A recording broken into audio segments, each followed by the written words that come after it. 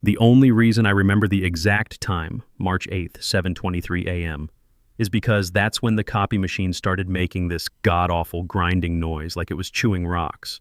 The smell hit next, burnt toner and desperation. Right then, my manager Steven called across the office. "Chuck, can you check why these vendor reconciliations aren't matching again? Like it was some big mystery instead of the same weekly circus where numbers got massaged until they looked pretty." I'm Chuck Pearson, 48 years old, been pushing numbers around this place for 12 years. Not the guy who volunteers for company picnics or posts motivational quotes on LinkedIn. Just clean spreadsheets and a quiet war with whoever keeps adjusting the thermostat. My desk sits near the fire exit, which tells you everything about this company's priorities.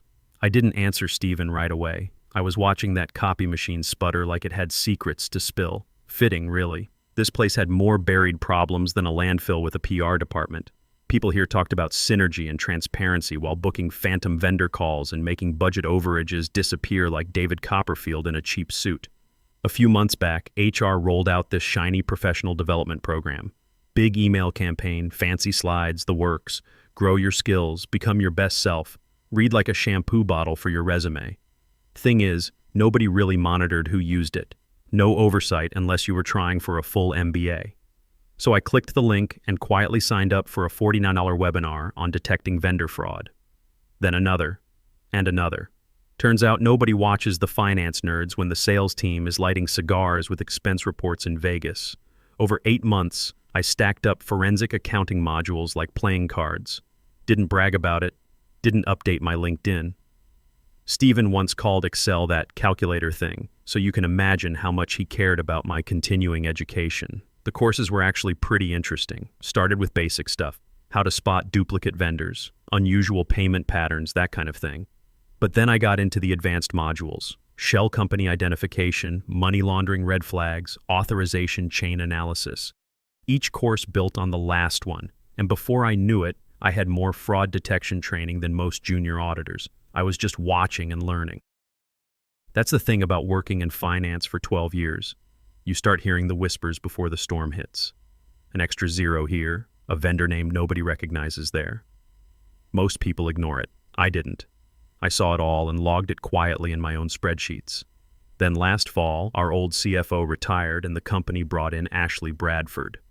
Fresh out of McKinsey, all sharp angles and corporate speak. The kind of person who says, "Let's take this offline," right before she guts your department. Bradford moved fast, killed 5 teams in her first month, called it operational efficiency. The rest of us called it Tuesday. I kept my head down, but I was watching. Every payment, every revised contract. The finance system wasn't built to hide fraud. It just didn't care if you buried things deep enough. But me? After all those courses, I cared plenty. I knew what to look for now. One Tuesday in late January, I noticed something odd. A payment batch labeled Strategic Consulting Services, $28,742. No vendor code, no matching contract. I pulled up the vendor master file. Nothing. Checked procurement records. Blank. Then the next week, another one for $31,900. Same pattern. Payment approved, no backup documentation.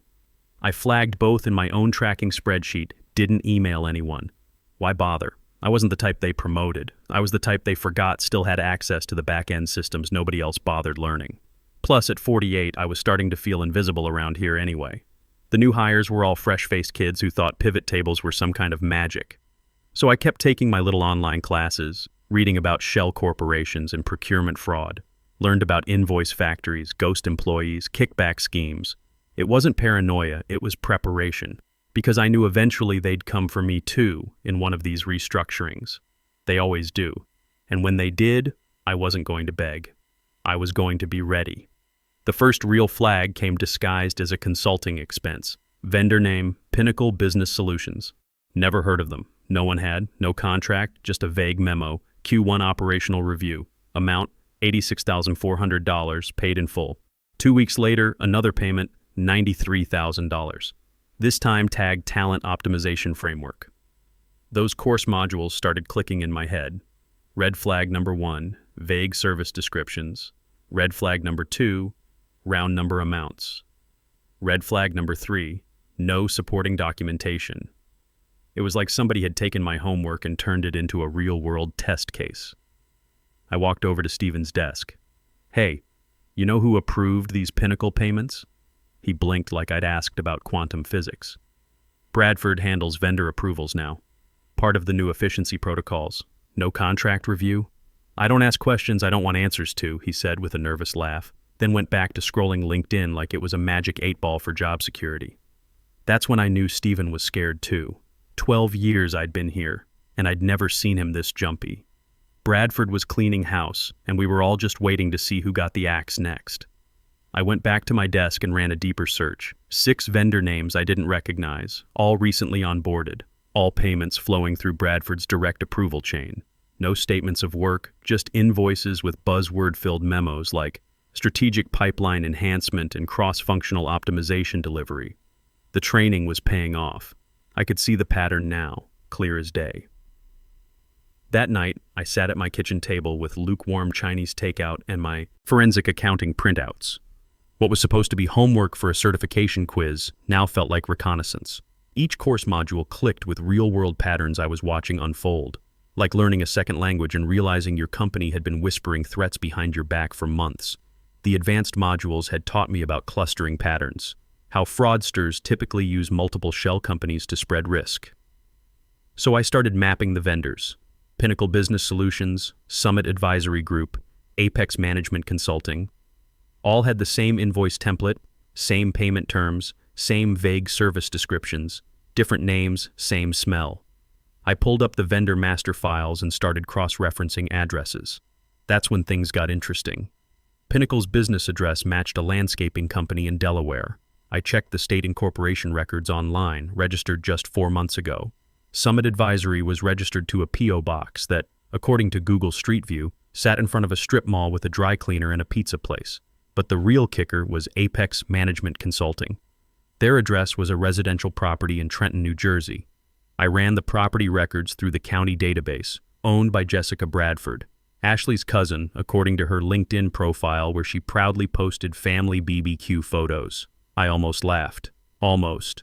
But when you're looking at $4.2 million in potentially fraudulent payments, it stops being funny real quick. These weren't sophisticated criminals. They were just greedy people who thought nobody was paying attention to the details.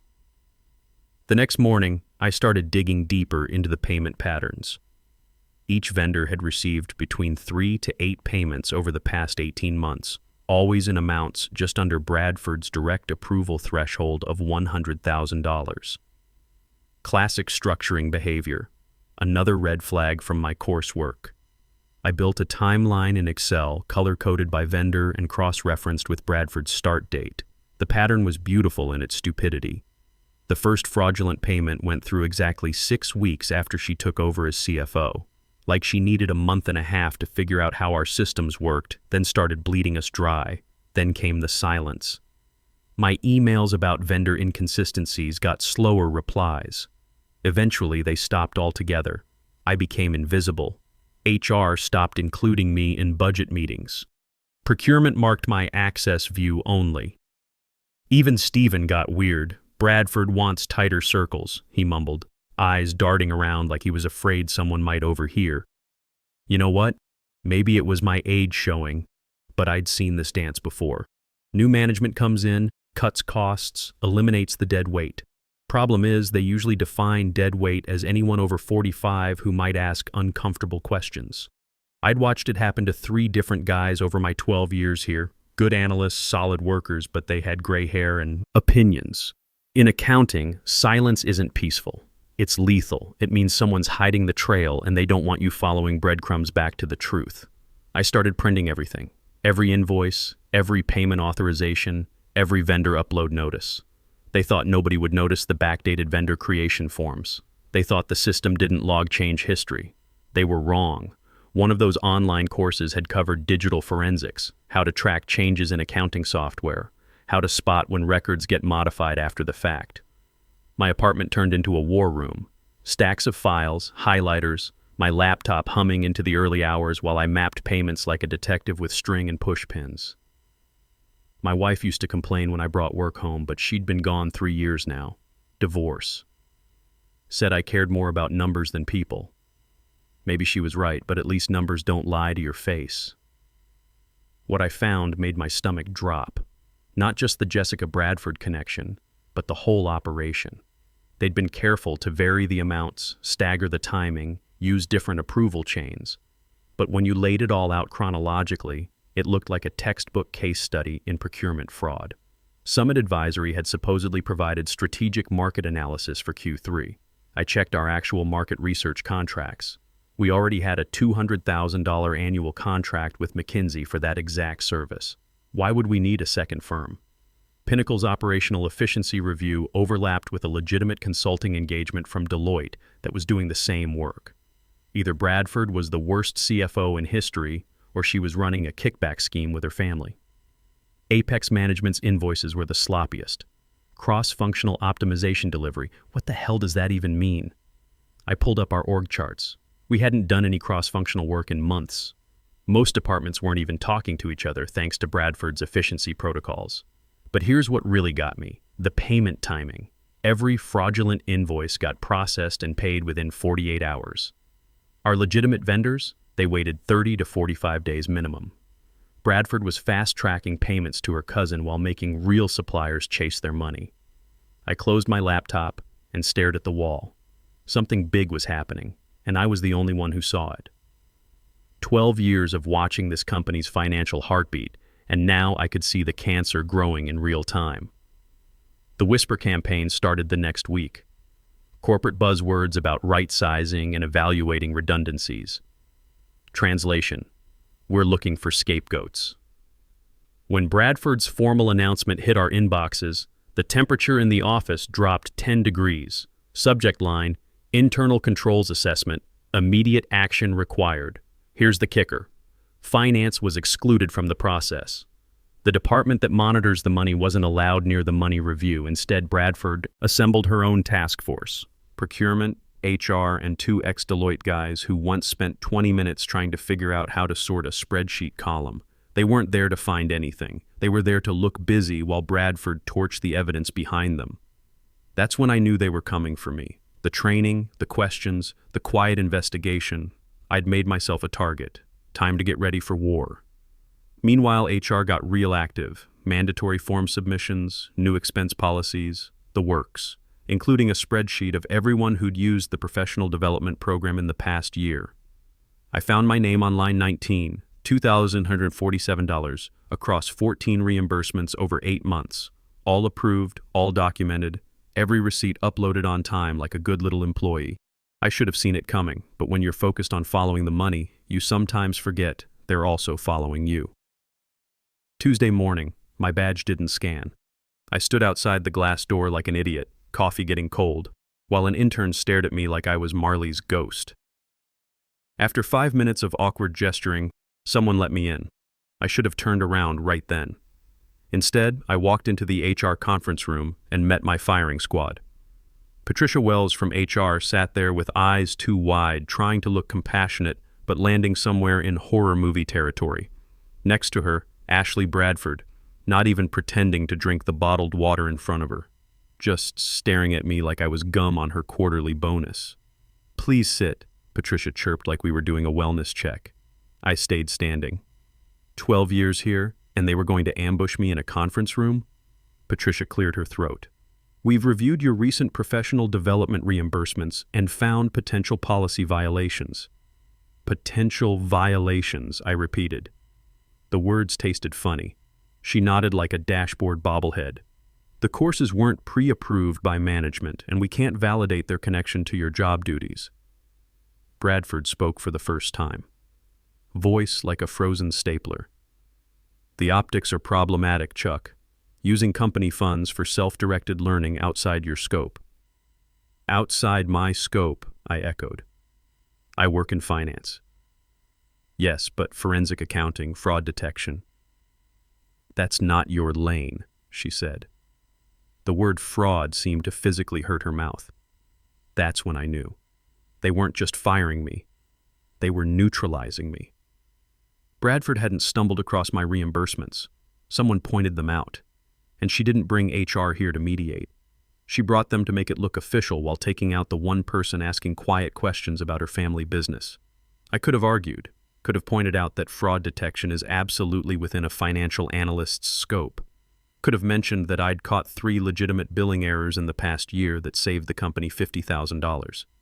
But they were waiting for me to lose composure, say something they could use in an exit report. Instead, I smiled. Not a happy smile, the kind you give when you know something the other person doesn't. So I'm being fired for getting too educated? Patricia jumped in. Not fired. Your position has been eliminated due to restructuring, but we're offering a generous severance package. She pushed a manila folder toward me. Your severance agreement. If signed today, you'll receive 2 weeks additional pay. Bradford added, you'll also agree not to access or retain any proprietary financial data post-termination. There it was. The gag order dressed up as legal boilerplate. They wanted me gone and quiet. I nodded, picked up the folder, slipped it into my bag next to my reusable coffee mug, the same mug I'd filled every morning while reviewing vendor transactions these clowns had no idea were still traceable. I understand completely, I said. Crystal clear. I didn't say another word. Walked out like I was heading to lunch, stopped by my desk, grabbed my plant and my personal folder backup. Not the whole shared drive, just one zip file labeled Q4 reconciliation drafts. They'd overlooked it, probably thinking it was unfinished work. It wasn't. Buried inside were 6 versions of our quarterly statements showing the progression from clean books to cooked numbers, plus my personal tracking spreadsheet with 8 months of vendor analysis. They thought they'd fired a quiet, thorough finance drone. They had no idea they'd just handed a loaded weapon to the one person who knew exactly where the bodies were buried. I didn't cry when I got home, didn't pace or call anyone. Hell, who was I going to call anyway? My ex-wife would just say, I told you that job would eat you alive. My kids lived across the country and thought Dad was boring. I walked straight to my apartment, dropped my bag, and turned on every light. No shadows, no room for doubt. This was war now, and I was finally ready to fight it. By 6:30 p.m., every surface was covered with paper. Bank transfers, procurement records, my handwritten notes from those forensic courses.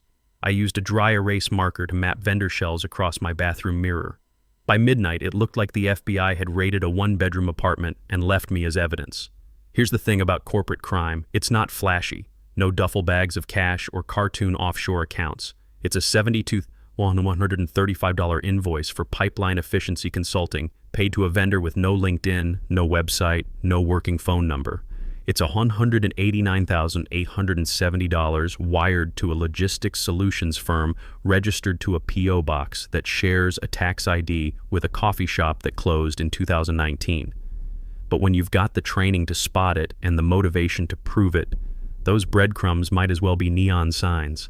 The forensic tracer tool I'd built during one of those online labs sang like a canary. Every vendor, every payment, every authorization chain mapped out in beautiful, damning detail. Pinnacle Business Solutions, Summit Advisory Group, Apex Management Consulting, all. Roads led back to Jessica Bradford's kitchen table in Trenton.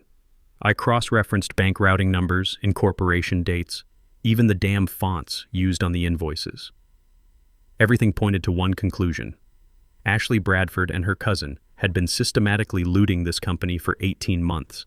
And they'd gotten sloppy because nobody was watching. Nobody except the boring 48-year-old analyst they'd just fired for inappropriate training. At 2:15 a.m., I took a break, microwaved another cup of coffee, and stared at the evidence taped to my kitchen cabinets. My walls looked like a conspiracy theorist's fever dream, except I wasn't trying to prove aliens built the pyramids. I was about to prove that greed, stupidity, and family connections had stolen $4.2 million from my former employer, and I had the receipts to prove it. By sunrise, I had the full fraud flow mapped out, 23 vendor payments totaling $4.2 million over 18 months, all approved under Bradford's authority, all routed through shell companies tied to her cousin Jessica, all flagged as strategic expenditures with 0 legitimate deliverables. I saved the file, backed it up to 3 different places, then backed those up to cloud storage. Paranoid? Maybe, but I'd watched enough corporate exits to know how fast access gets revoked when the tide turns. By 9:15 a.m., I'd showered, printed hard copies, and put on my good blazer, the one I wore to performance reviews back when they mattered. My apartment still looked like a crime lab, but that was fine. It was proof that something mattered enough to lose sleep over. I opened a secure Proton Mail account and attached an encrypted file. A Bradford financial irregularities. Documented evidence. The encryption was military grade, another thing I'd learned in those forensic courses. 3 recipients, the external auditor from Ernst & Young, the board's legal counsel, and the chair of the audit committee. Margaret Johnson, a woman who once froze a $200 million acquisition because someone misspelled indemnification in the contract. The email was simple. Documentation attached regarding verified misappropriation of funds linked to executive approvals. Requesting board-level review. I hit send. Then I waited. At 10:47 a.m., my laptop pinged. New message from hkimedie.com. Subject line, blank. Body. Can we talk today? Confidential line below. The man who answered sounded like he hadn't smiled in a decade. Voice like gravel and certainty. We've reviewed your materials, he said. They're credible and serious. We're bringing in federal counsel.